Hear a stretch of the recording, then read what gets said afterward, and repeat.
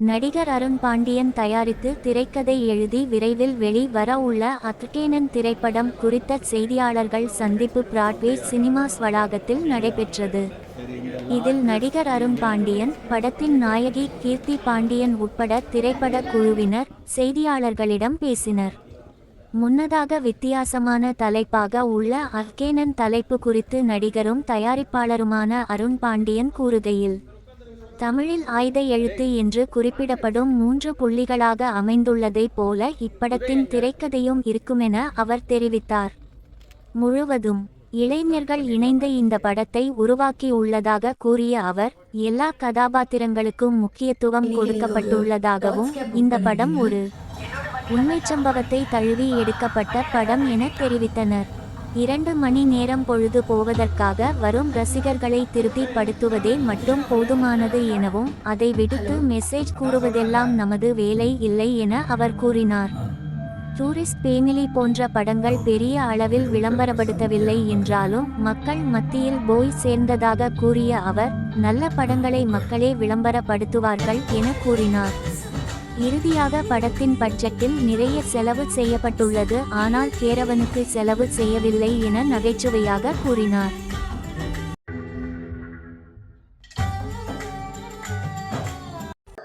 அனைவருக்கும் வணக்கம். சாரி, மன்னிச்சிருங்க, கொஞ்சம் லேட் ஆயிடுச்சு. ஏன்னா நல்ல சவுண்ட் எக்ஸ்பீரியன்ஸ் பண்ணுறதுக்காக நம்ம தியேட்டர்லேருந்து ஒரு ரிக்வெஸ்ட் பண்ணாங்க.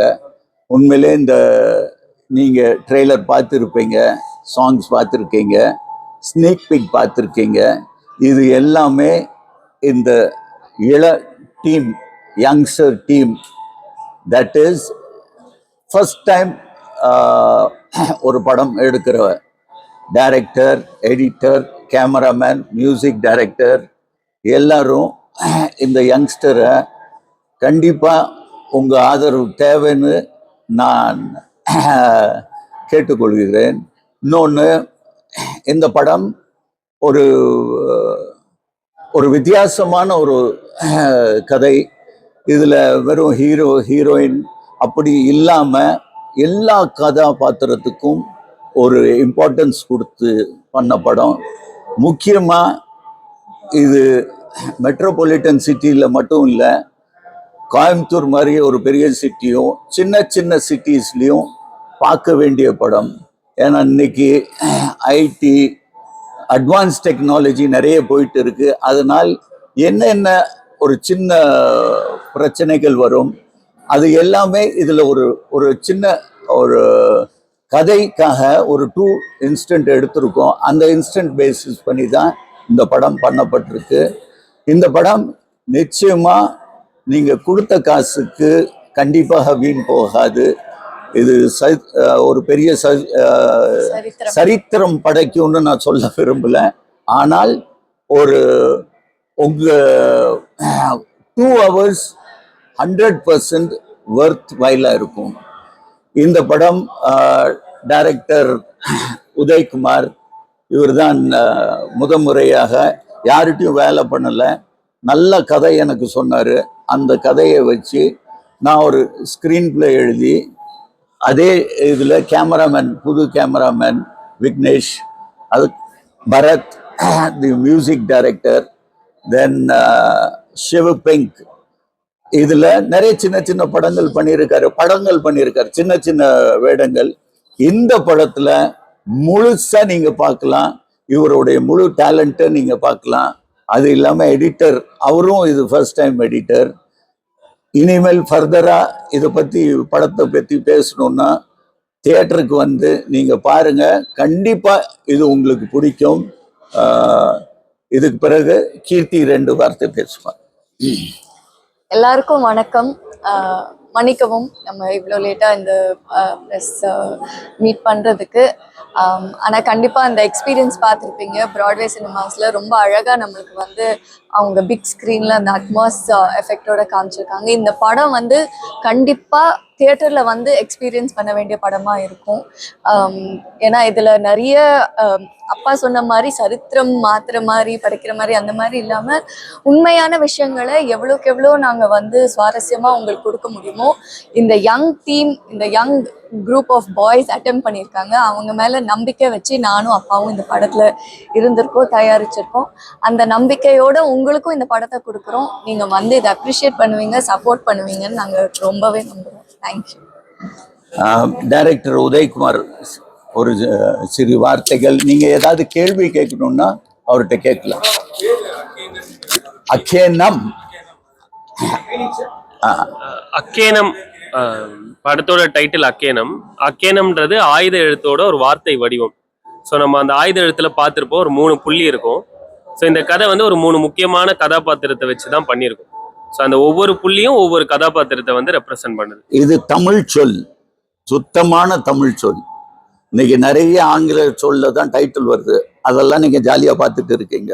ஆனா தமிழ் சொல்லுக்கு ஒரு இதுக்கு ஒரு இன்ட்ரடக்ஷன் கொடுக்கறதுக்காக, இது ஒரு எல்லாத்துக்கும் தெரியணும் அக்கேனம்னு ஒரு வார்த்தை தமிழ்ல இருக்குன்னு சொல்லி, அதுக்காக தான் இந்த டைரக்டர் எனக்கு டைட்டில் சொன்னாரு.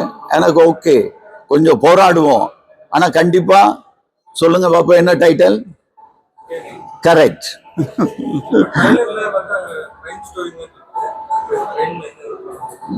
இது படத்துல வந்து பாத்தீங்கன்னா ஃபேமிலி எமோஷன் இருக்கு, கிரைம் இருக்கு, இது இல்லாம ஆக்ஷன் பிளாக்ஸும் இருக்கு. ஸோ இது ஒரு ஃபேமிலி த்ரில்லர் டிராமான்னு நம்ம சொல்லலாம்.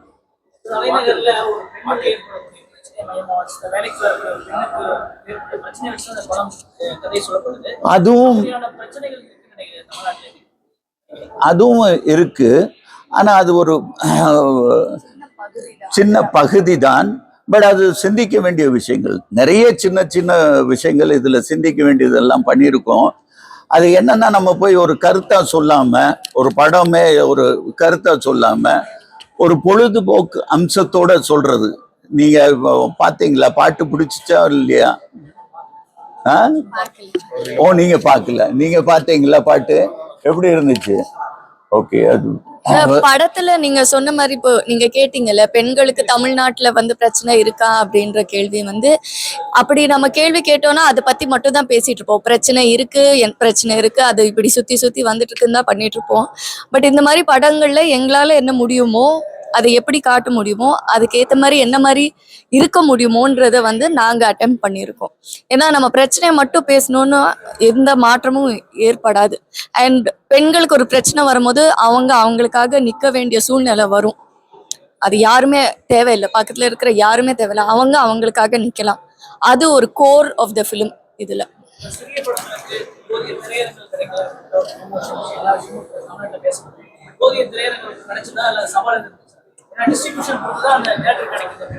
இல்ல, இப்போ இந்த ட்ரெய்லர் பார்த்து நல்ல படங்கள் யாரு எங்க அமுக்குனாலும் அது அமுக்கவே முடியாது, அது வந்துடும் வெளியே. அதே மாதிரி தான் நாங்களும் அதை முயற்சி பண்ணிட்டு இருக்கோம்.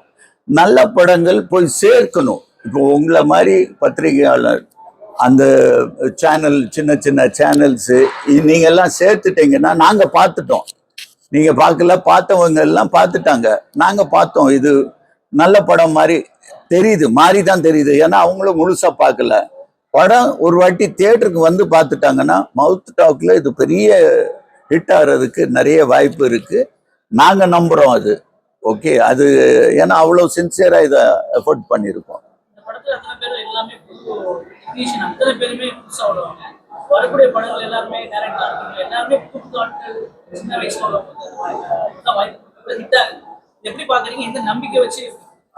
கதை தான் எல்லாத்துக்கும் ஹீரோ, கதை தான். அந்த கதை சரியா இருந்துச்சுன்னா கண்டிப்பா ஆடியன்ஸை அப்படியே என்கேஜ் பண்ணிட்டு போயிட்டோம்னா கண்டிப்பா அது வரவேற்பு கிடைக்கும். அதுக்கு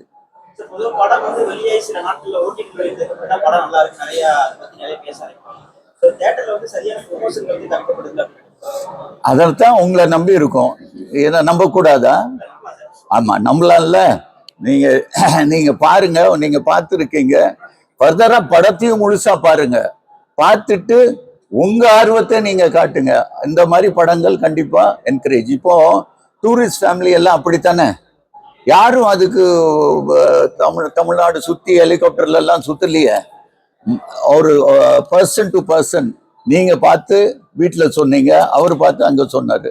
அந்த மாதிரி இந்த படத்தை உங்க கையில தான் இருக்கு. அதுக்கப்புறம் அவங்க அவங்களுக்கு பிடிக்கலன்னா நாங்க ஒத்துக்குவோம், தப்பு எங்க மேலதான் இருக்குன்னு. எப்பவுமே மக்களை தப்பாவே சொல்லக்கூடாது, சொல்ல நான் விரும்புறோம் இல்லை.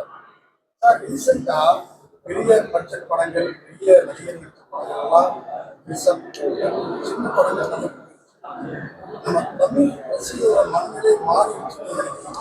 கண்டிப்பா மாறிடுச்சு, மாறணும். நல்ல படங்களுக்கு அவங்க கண்டிப்பா ஆதரவு கொடுப்பாங்க. அந்த நம்பிக்கையில தான் நாங்க நல்ல படம் எடுத்துட்டு இருக்கோம்.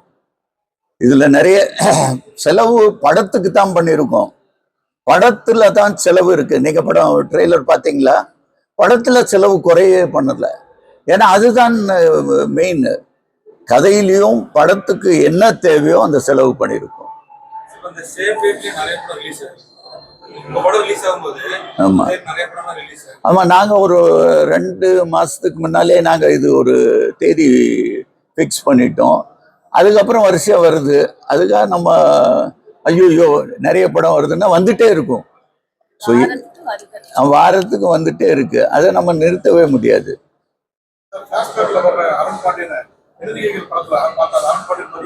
இருக்கா? ஆமா, அது போதும் எனக்கு. ஏன்னா நான் டிஐ பண்ணல, ஆன்டி ஏஜிங் பண்ணல, எதுவும் பண்ணல. டிஏஜிங் பண்ணல, எதுவும் பண்ணல. வெறும் ஷேவ் மட்டும் பண்ணி. அப்படியா? அது தப்பா நல்லதா? சரி, 200 தியேட்டர்ஸ்ல ரிலீஸ் ஆகுற மாதிரி இப்போதைக்கு தெரியுது. மியூசிக் இவரு புது முகம். நாங்க இந்த மியூசிக் எல்லாமே ரெக்கார்டிங் எல்லாமே புடபெஸ்ட்ல பண்ணோம்.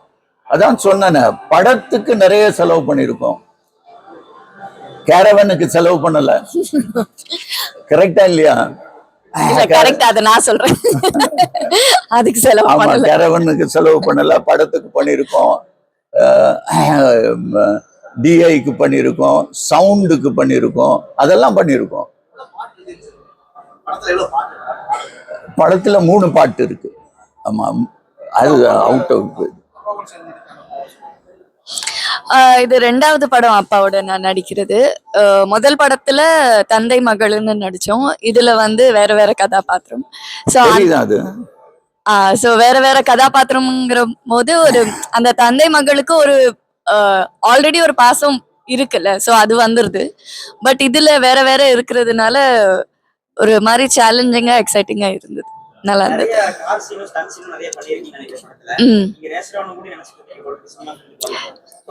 ஆயிருப்பேன்னு பாசிபிளின்னு சொன்னேன், ஒரு நாள் ஒரு கனவுன்னு சொன்னேன் அப்பா கிட்ட. அதாங்க, எனக்கு டிரைவிங் ரொம்ப பிடிக்கும். அது காரா இருக்கட்டும், பைக் ரைட் பண்ணுவேன், என்ஃபீல்டு வச்சிருக்கேன். பைக் ரைடா இருக்கட்டும், டிராக்டர் ஓட்டுறதா இருக்கட்டும், எனக்கு ரொம்ப பிடிக்கும். மெஷின்னாலே, மோட்டர் வெஹிக்கிள்ஸ்னாலே ரொம்ப பிடிக்கும். அந்த விதத்துல இந்த ஷூட்டிங் ப்ராசஸ் அதிகபட்சம் எனக்கு கார் ஓட்டுற சீன்ஸ் இருந்திருக்கு. ஸோ ரொம்ப என்ஜாய் பண்ணி பண்ணேன். ஆமா, இல்ல ரமேஷ் திலக் இருக்கான், ஆதித்யா மேனன் இருக்காங்க, சீதா இருக்காங்க, ஜிஎம் சுந்தர் இருக்காங்க. நிறைய எல்லாமே கதைக்கு தேவையான ஆர்டிஸ்ட் இருப்பாங்க. சும்மா தேவையில்லாத ஆர்டிஸ்ட கொண்டாந்து அப்படி ஹைப் பண்ணல. கதைக்கு யாரு என்ன தேவையோ அது இருக்காங்க.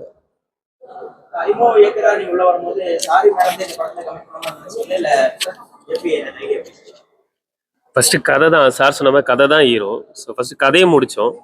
கதையை முடிச்சுட்டு அதில் இந்திரான்ற கேரக்டருக்காக மேடம் இவங்க கீர்த்தியை அப்ரோச் பண்ணியிருந்தோம். ஸோ கீர்த்திக்கு ஸ்கிரிப்ட் பிடிச்சிருந்தது. அப்படியே கீர்த்தி த்ரூவாக சாருக்கு போச்சு ஸ்கிரிப்ட். அதில் பாண்டியன் ஒரு கேரக்டர் இருந்தது, நீங்கள் ட்ரெய்லரில் பார்த்துருப்பீங்க. அந்த பாண்டியன் கேரக்டர் சாருமே ரொம்ப இன்ட்ரெஸ்டடாக நான் பண்ணுறேன் அப்படின்னு சொல்லியிருந்தாரு. எங்களுக்கும் அந்த மாதிரி ஒரு சீனியர் ஆக்டர் எங்களோட ஸ்க்ரீனில் கிடைக்கிறது ஒரு பெரிய ஆப்பர்ச்சுனிட்டியாக பார்த்தோம். ஸோ அப்படியே நடந்த ப்ராஜெக்ட் தான். ஜெயில் போர்ஷன் அப்படியே அதோ முகம் படத்தோட ஜெயில் போர்ஷன் மாதிரி இருந்துச்சு. அந்த ரோல் வரது உங்களுக்கு ரொம்ப பிடிச்சிருக்கா சார்? இந்த கேரக்டர் என்ன, நான் ஜெயிலுக்கு போறது எனக்கு பிடிச்சிருக்குன்னு என்ன தம்பி, நல்லா தானப்பா போயிட்டு இருக்கு. இல்ல, அது கதைக்கு தேவைப்பட்டுச்சு, டைரக்டர் சொன்னாரு, ஓகே நல்லா இருந்துச்சுன்னு பண்ணிட்டோம். இந்த கருத்து ஊசி எல்லாம் நாங்க போட தயாரா இல்ல.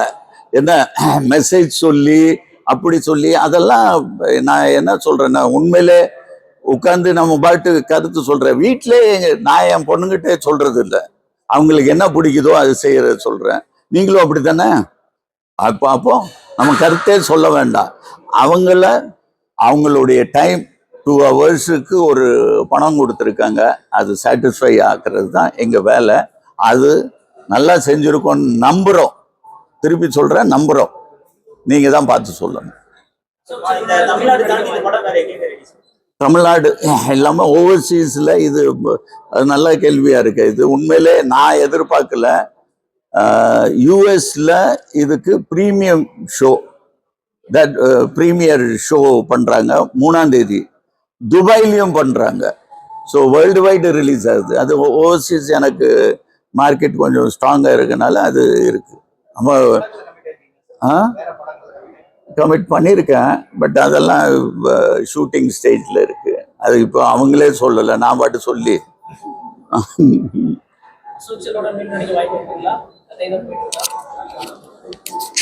கண்டிப்பா நடிப்போம். நல்ல கதை வரும்போது கண்டிப்பா நடிப்போம். தேங்க்யூ. அனைவருக்கும் நன்றி.